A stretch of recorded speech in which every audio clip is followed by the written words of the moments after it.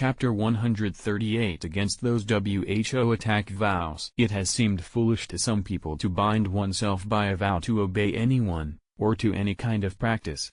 In fact, the more freely any good action is done, the more virtuous it seems to be. On the other hand, the more and the greater the necessity whereby a man is constrained to a certain practice, the less freely does it seem to be performed. So, it appears derogatory to the praiseworthy character of virtuous acts for them to be done under the necessity of obedience or vow. Now, these men seem to ignore the meaning of necessity. In fact, there are two kinds of necessity. One is that of coaction. This kind decreases the value of virtuous acts, because it is contrary to the voluntary, for what is done under coaction is what is against the will. But there is another necessity that results from interior inclination. This does not diminish the value of a virtuous act, but increases it, for it makes the will incline more intensely toward an act of virtue. Indeed, it is evident that the more perfect a habit of virtue is, the more forcefully does it make the will tend to the good of virtue, and less likely to fall short of it.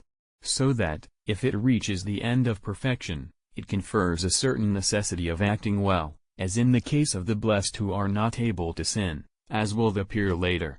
Yet, because of this, neither is any freedom of will lost, nor goodness of the act. However, there is still another necessity resulting from the end, as when we say that someone must have a ship in order to cross the sea. Again, it is evident that this necessity does not decrease freedom of will or the goodness of the acts.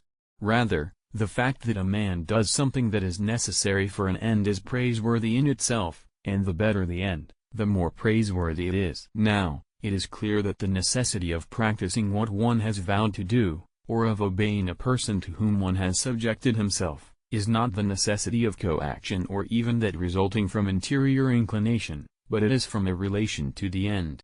For it is necessary for a person who takes a vow to do this or that thing if he is to fulfill the vow or practice obedience. So, since these ends are praiseworthy, inasmuch as by them man subjects himself to God, the aforesaid necessity in no way diminishes the value of virtue. We should further consider that the carrying out of things which a person has vowed, or the fulfilling of the orders of a man to whom the person has subjected himself for God's sake, are actions worthy of greater praise and reward. It is possible, of course, for one act to pertain to two vices, provided the act of one vice be directed to the end of another vice. For instance, when a man steals so that he may fornicate, the act is specifically one of avarice, but by its intention it belongs to lust.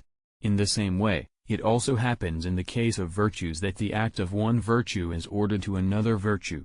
Thus, when one gives away his possessions so that he may enjoy the friendship of charity with another man, this act specifically belongs to liberality, but from its end it pertains to charity.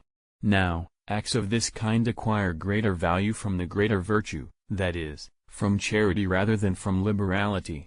Hence, though it loses its character as an exclusive act of liberality by virtue of its ordination to charity, it will be more praiseworthy and worthy of greater reward than if it were done liberally, with no relation to charity. So, let us suppose a man performing some work of a definite virtue, say a man who is fasting or restraining himself continently from sexual pleasure. Now, if he does this without a vow it will be an act of chastity or of abstinence, but if he does it as a result of a vow it is referred further to another virtue whose scope includes the vowing of something to God, that is, to the virtue of religion, which is better than chastity or abstinence, inasmuch as it makes us rightly disposed in relation to God.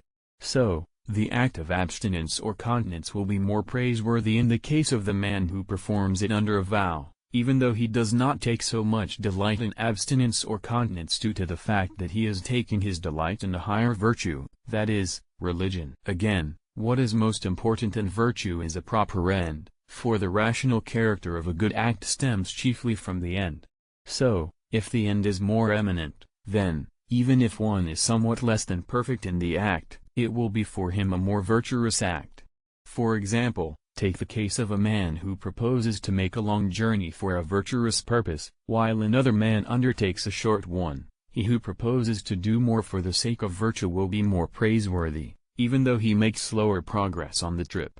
But suppose a man does something for God's sake, offering this act to God, If he does this under a vow, he offers God not only the act, but also his power. Thus, it is evident that his intention is to offer something greater to God. So, his act will be more virtuous by reason of his intention for a greater good, even if, in the execution of it, another man might appear more fervent. Besides, the act of will which precedes an act continues in its power through the whole performance of the act, and renders it worthy of praise, even when the agent is not thinking during the execution of the work of the commitment of will from which the act began. In fact, it is not necessary for a man who undertakes a journey for God's sake actually to think about God during every part of the trip. Now, it is clear that the man who vows that he will do a certain thing wills it more intensely than one who simply decides to do it, for the first man not only wills to do it, but he wills to strengthen himself so that he will not fail to act.